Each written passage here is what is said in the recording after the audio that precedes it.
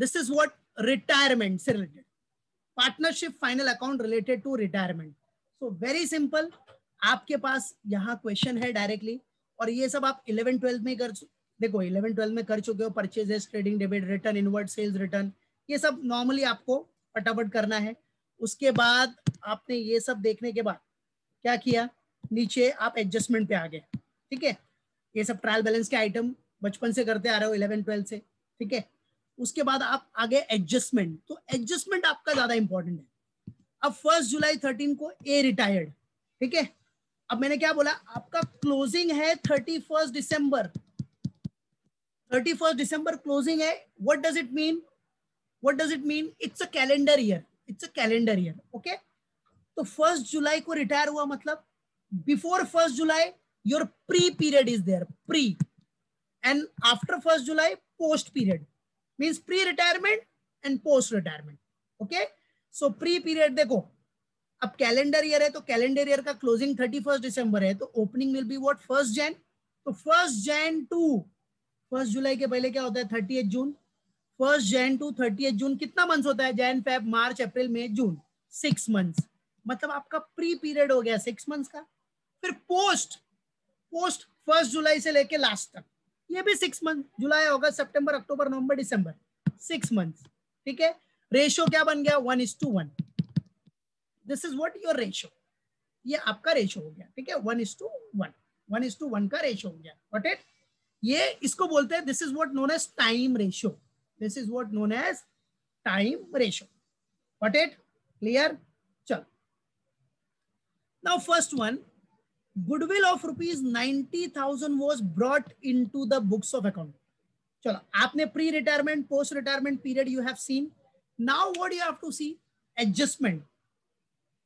Order wise, first adjustment is what, goodwill of ₹90,000 was brought into the books of account. Beta, what this adjustment says, this adjustment says that goodwill आपको books of accounts में लाना है. So common funda यार, goodwill is what, goodwill is your fixed asset, and fixed asset में कौन सा asset है, intangible, right? So only you have to show this goodwill, this 90,000 in balance sheet, that's it. और balance sheet में सबसे top का item होता है गुडविल, सबसे ऊपर, एकदम top, right. So goodwill is to be shown in the balance sheet because it is written here that it should be brought into the books of account. ठीक है, 90,000, ये याद रखना, बराबर है. चलो, अभी एडजस्टमेंट है तो ये तो फर्स्ट इफेक्ट हो गया कि बैलेंस शीट में आपको दिखाना है, बैलेंस शीट. ठीक है बेटा, अभी सेकेंड इफेक्ट, ये जो गुडविल है वो तो भाई गुडविल सारे पार्टनर ने मेहनत की है. All partners will get the goodwill amount. सबकी मेहनत है यार, A B C, everyone has done their best, right, for the name of their firm. So everyone will get the goodwill amount. ठीक है, सबके अकाउंट में गुडविल क्रेडिट होगा. तो नॉर्मल सी बात है, 90,000 है ना बेटा, 90,000, बेटा 90,000 है. रेशियो क्या है, क्या रेशियो है, रेशियो इज नॉट गिवन, तो क्या एज्यूम करने का. अभी देखो क्वेश्चन में आपको रेशियो के बारे में मेंशन नहीं किया. So what you all have to assume it.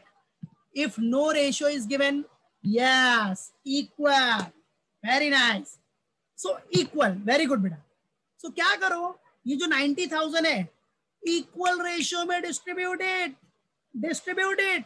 means A will get 30, B will get 30 and C will get 30. 90,000 को अगर इक्वल रेशियो में आप बाइफरकेट करोगे तो everyone will get 30,000 in their account. अब बेटा पार्टनर्स को गुडविल मिलेगा तो उसका account will be creditors. If partner will get the goodwill then partners account will be credited. Simple फंडा, राइट है. सो गुडविल के लिए partners account, partners capital account will be credited. Simple. ये आपका फर्स्ट एडजस्टमेंट है जो कि हम लोग करेंगे, we will do it. Now second adjustment is what? See, second adjustment is what? Furniture worth ₹20,000.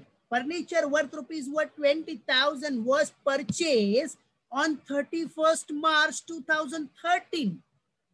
Furniture 20,000 का कभी परचेज किया 31 मार्च 2013, but the invoice was not recorded in the books. Oh my gosh, what is this?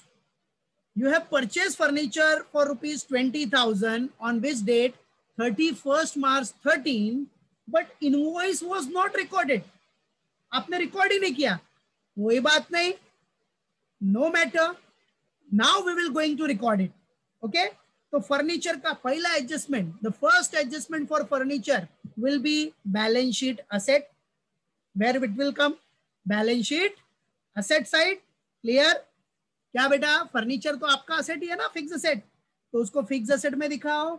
और second adjustment, बोलो बोलो बोलो बोलो, किधर आएगा बताओ, चलो देखता हूँ.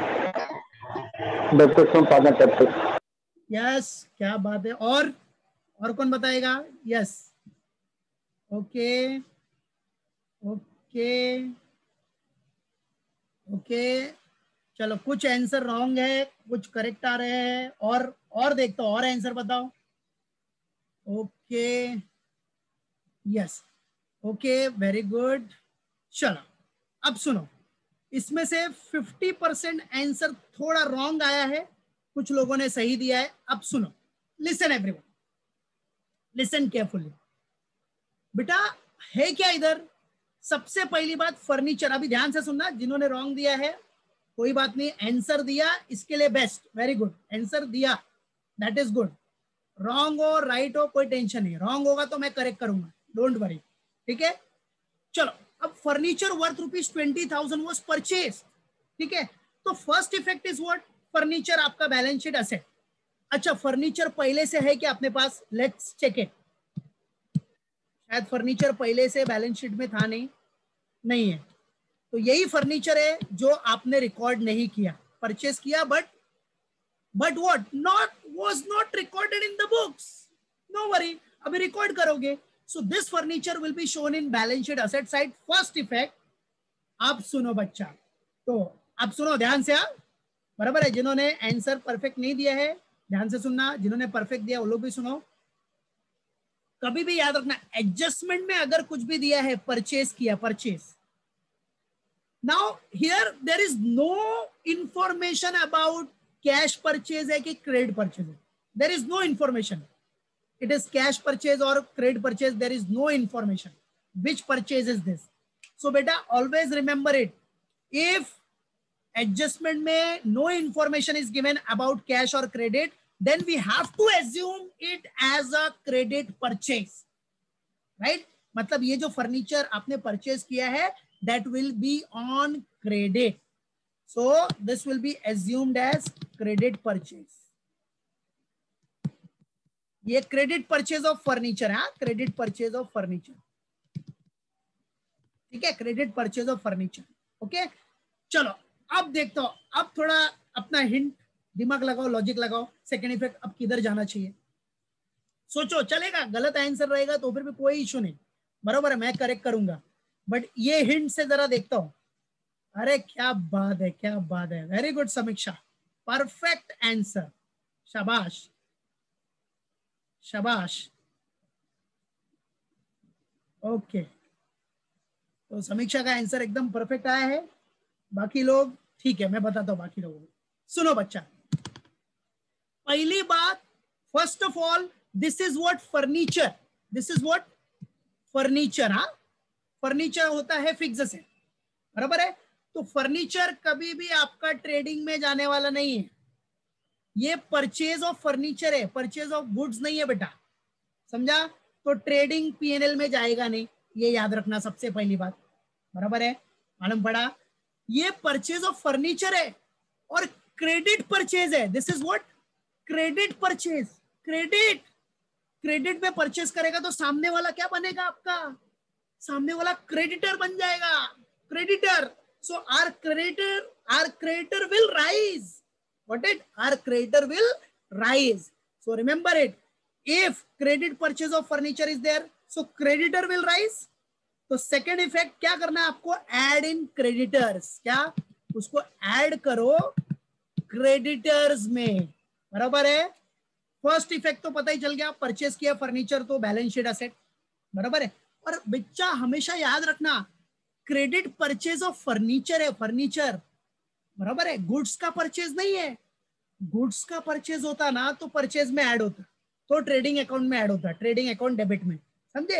It's not a goods, it's not a goods, it's a furniture, got it, it's a furniture, it's a fixed asset, so it will be shown in fixed asset. And second effect, credit purchase किया तो, credit purchase किया है तो what, your creditor will rise, your creditor will rise. There is no gimmick rule, कोई ऐसा normal या hard and fast rule नहीं है, एकदम सिंपल है, ठीक है। तो अब सब लोग याद रखना, भूलना नहीं, जिनका आंसर करेक्ट नहीं था वो लोग ध्यान देना कि फर्नीचर जो परचेस किया आपने, जो रिकॉर्ड नहीं किया है, first effect furniture will be shown in balance sheet asset. Second effect furniture purchase किया ना क्रेडिट में, तो creditor will rise, simple, creditor will rise buddy, got it, creditor will rise, that's it, बराबर है। ये दो इफेक्ट। हाँ, अब अगर फर्नीचर के ऊपर डेप्रिसिएशन दिया रहेगा, डेप्रिसिएशन देखो आगे फर्नीचर के ऊपर किधर डेप्रिसिएशन है क्या, थर्ड एडजस्टमेंट, फोर्थ एडजस्टमेंट, हाँ ये देखो adjustment number 5, depreciate machinery premises furniture, yes. अब जो डेप्रिसिएशन दिया है ना, डेप्रिसिएशन, बेटा डेप्रिसिएशन तो पता है सबको, प्रॉफिट एंड लॉस डेबिट में जाता है, ये तो सबको पता रहेगा डेप्रिसिएशन। तो डेप्रिसिएशन दिया है तो डेप्रिसिएशन क्या करना है, फर्नीचर में से minus, and second effect profit and loss debit, वो याद रखना, वो डेप्रिसिएशन के लिए होता है।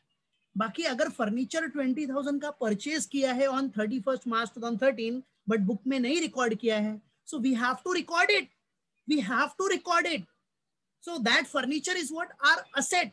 That furniture is what our fixed asset. So show in fixed asset, balance sheet asset side.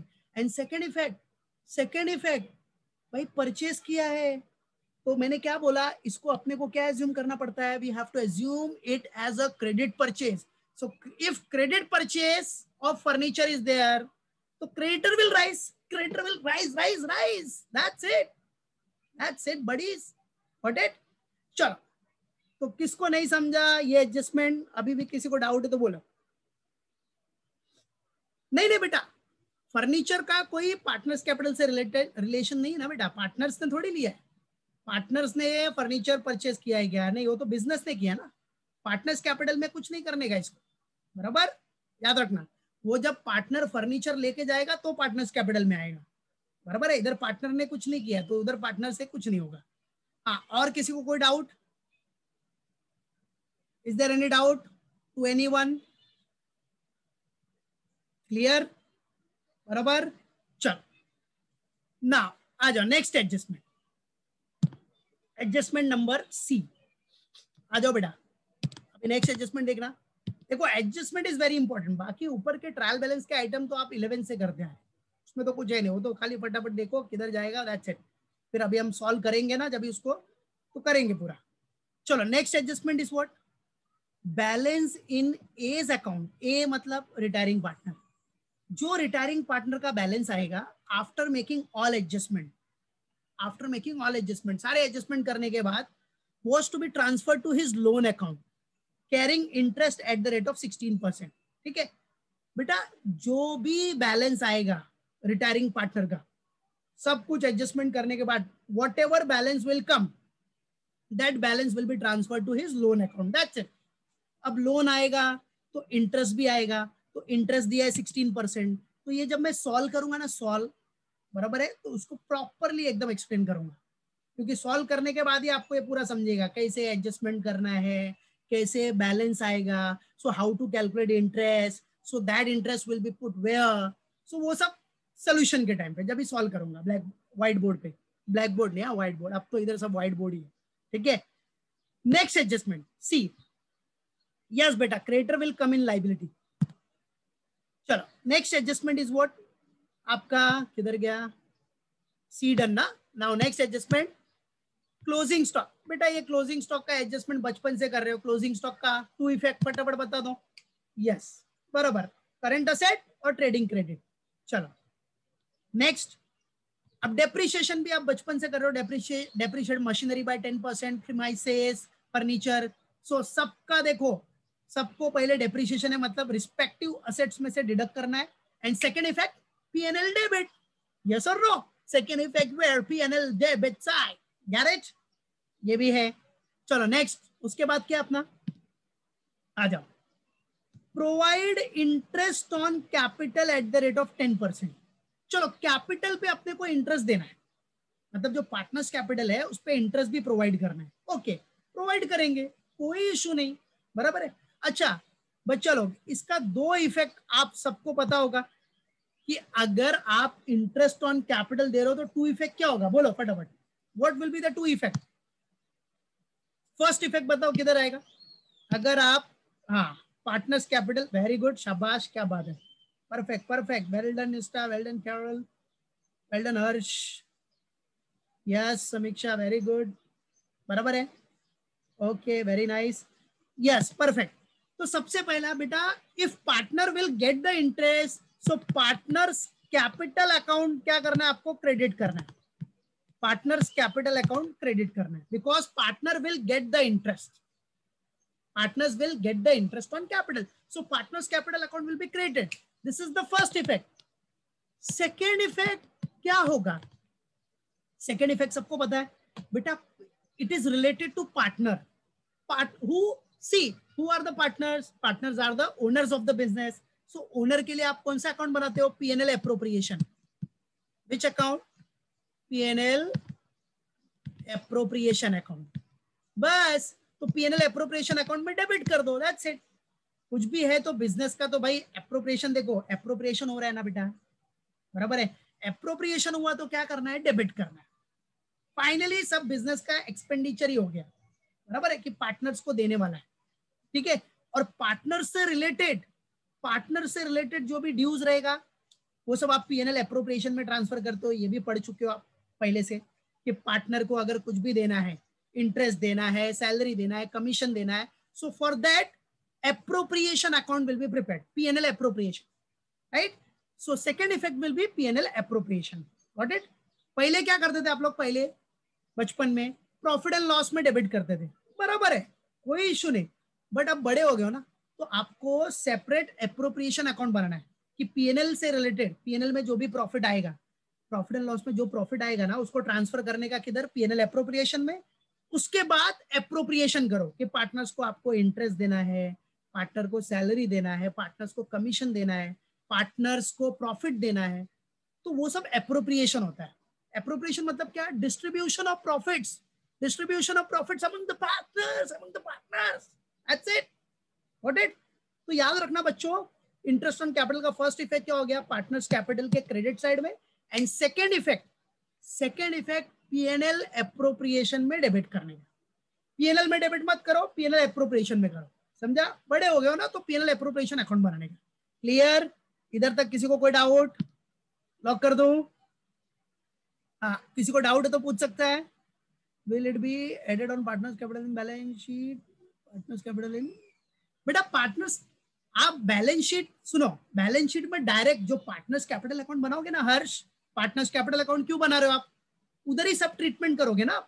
All adjustment will be done in partners capital account only.